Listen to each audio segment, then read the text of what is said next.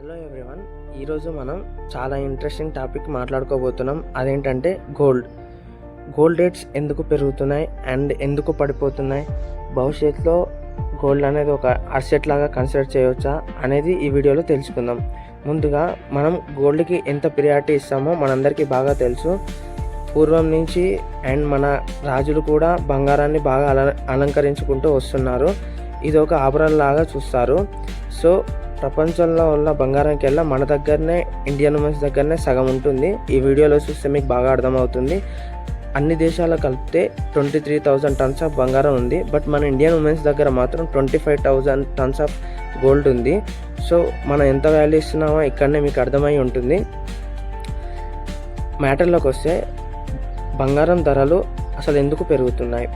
బంగారం ధరలు ఎందుకు పెరుగుతున్నాయి అంటే ప్రపంచంలో యుద్ధాల వల్ల, అస్థిరత్వం వల్ల అండ్ ఇన్ఫ్లేషన్ పెరగడం వల్ల, డాలర్ విలువ తగ్గడం వల్ల, స్టాక్ పడిపోవడం వల్ల బంగారం రేట్లు పెరుగుతాయి. ఇలాంటి పరిస్థితుల్లో ప్రజలు సేఫ్ ఇన్వెస్ట్మెంట్ కింద బంగారం కొనడం స్టార్ట్ చేస్తారు. అందుకే బంగారం ధరలు బాగా పెరుగుతాయి. మరి ఎందుకు పడిపోతాయి బంగారం ధరలు అంటే, ఎకానమీ బాగా ఉండడం వల్ల, స్టాక్ మార్కెట్ బలపడడం వల్ల ఇన్వెస్ట్మెంట్ అందరూ బంగారం కంటే ఇన్వెస్ట్మెంట్ వైపు మొగ్గు చూపుతారు. అందుకే ఇలాంటి పరిస్థితుల్లో బంగారం ధరలు తగ్గుతాయి. ఫ్యూచర్ ఎలా ఉంటుందంటే, దీర్ఘకాలంలో బంగారం పెరుగుతూనే ఉంటుంది, కానీ మధ్యలో చిన్నగా పడిపోవడం అనేది జరుగుతుంది.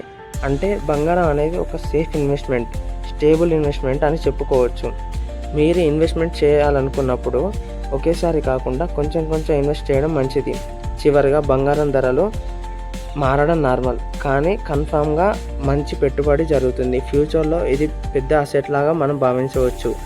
అండ్ ఈ వీడియో కనుక మీకు వాల్యుబుల్ అనిపిస్తే please share and subscribe the channel and comment below.